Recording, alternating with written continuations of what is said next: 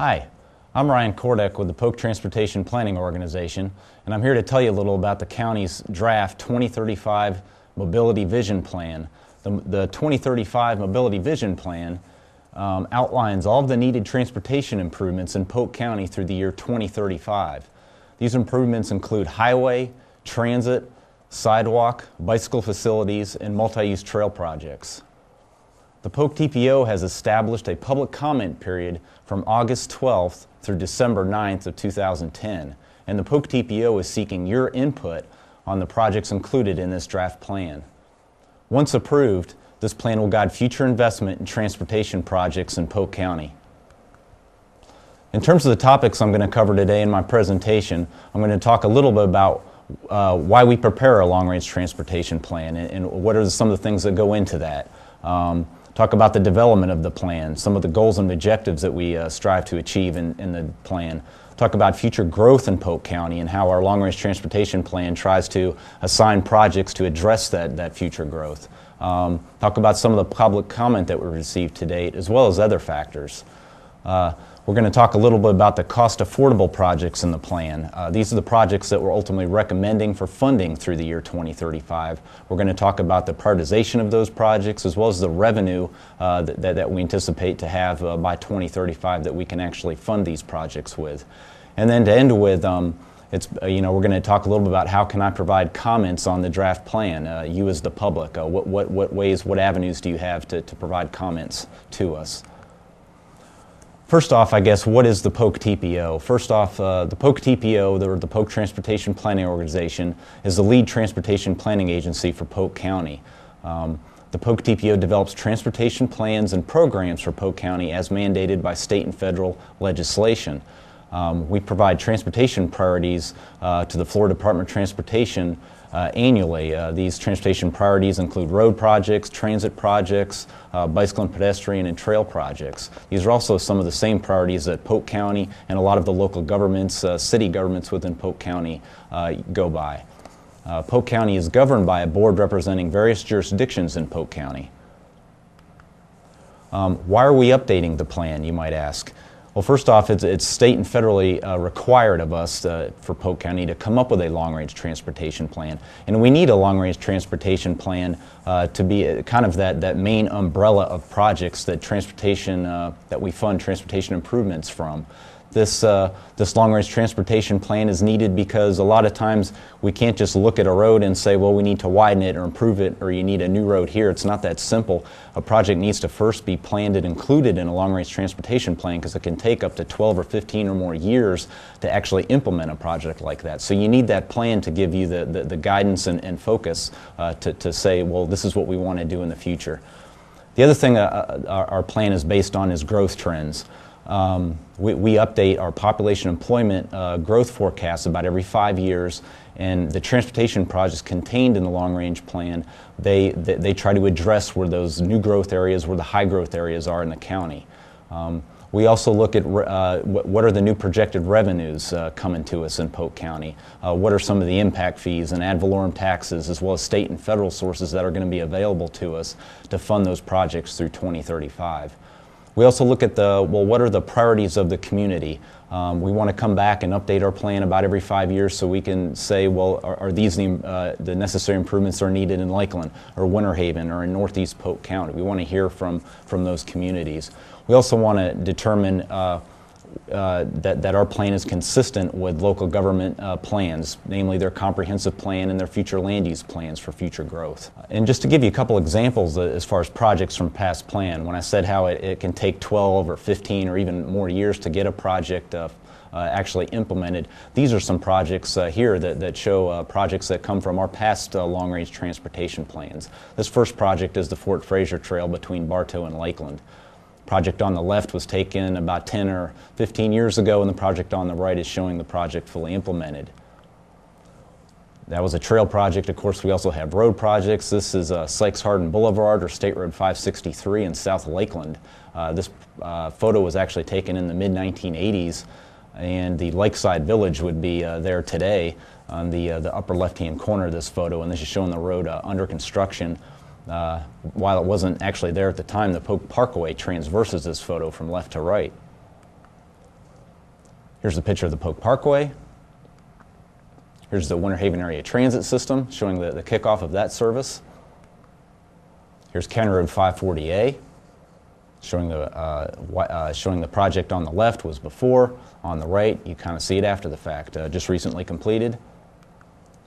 And of course, this is Interstate 4 high-speed rail service. First came into the TPO's long-range transportation plan about the year 2000.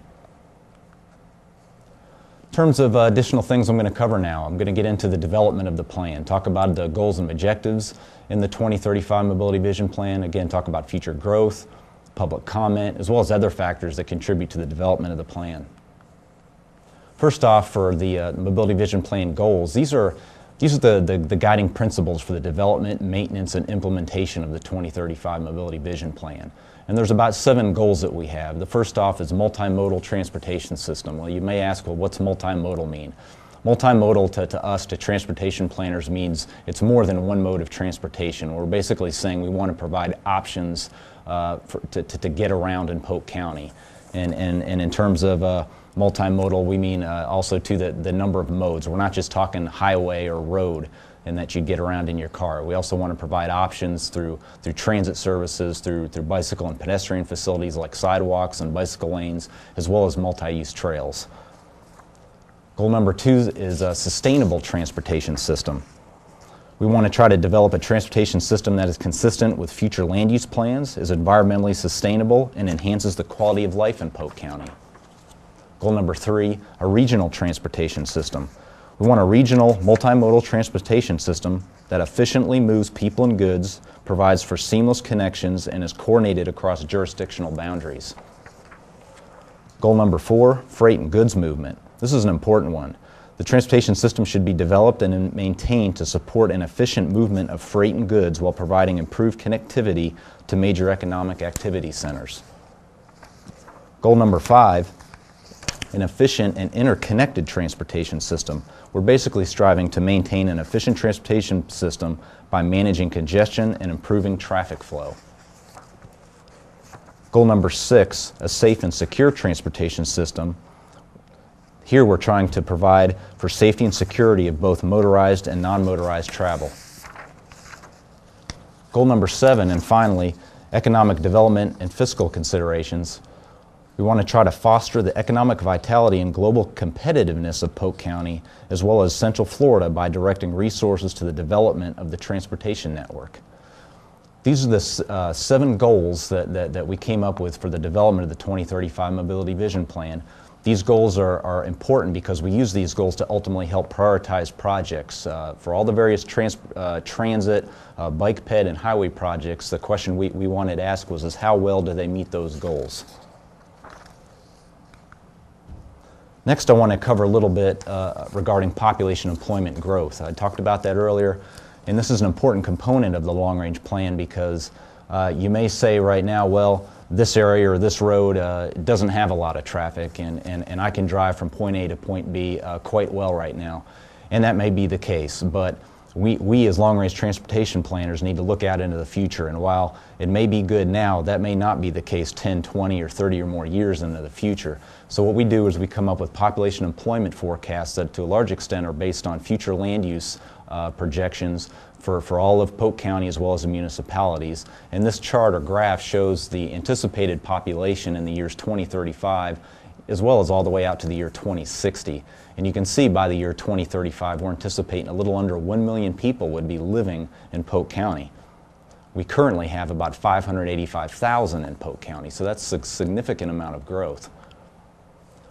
Next is several maps that show the population growth, and these maps show the actual amount of new population growth in Polk County. And you can see by the legend, it ranges anywhere from maybe a little bit less than 500 people to a little more than 5,000 people in some of these different areas in Polk County through the year 2035. And as you can see, there's really not too many surprises here. These are a lot of the same growth areas or high growth areas that have been experiencing growth in the past. Namely the areas in and around the city of Lakeland, like the Lakeland Highlands, south and east Winter Haven, northwest Lake Wales, as well as up the Lake Wales Ridge along US 27 and including northeast Polk County and Point Siena. This next slide shows the actual population density. While the last slide showed the actual amount of new growth and where it'll occur, this actually looks at the existing population along with that new growth, and then this is forecast out in terms of density, meaning how many people per acre are going to be in certain areas in Polk County. And that's what this slide shows, in a range basically from a vicinity of less than one person per acre up to greater than 7 people per acre. And as you can see, most of the urbanized areas in Lakeland and Winter Haven are some of those higher areas that have the most amount of density. This next slide, I talked about population. This is now employment. This shows a total amount of employment growth through the year 2035. And as you can see, quite a bit of growth experienced through 2035 around the city of Lakeland, the area between the city of Bartow and Lake Wales, as well as northeast Polk County in particular, and along US 27. Similar to the population density, now this is employment density through 2035, and you can see that, again, a lot of the areas basically along and north of State Road 60, along and south of Interstate 4, and along US 27 experienced the greatest amount of employment growth.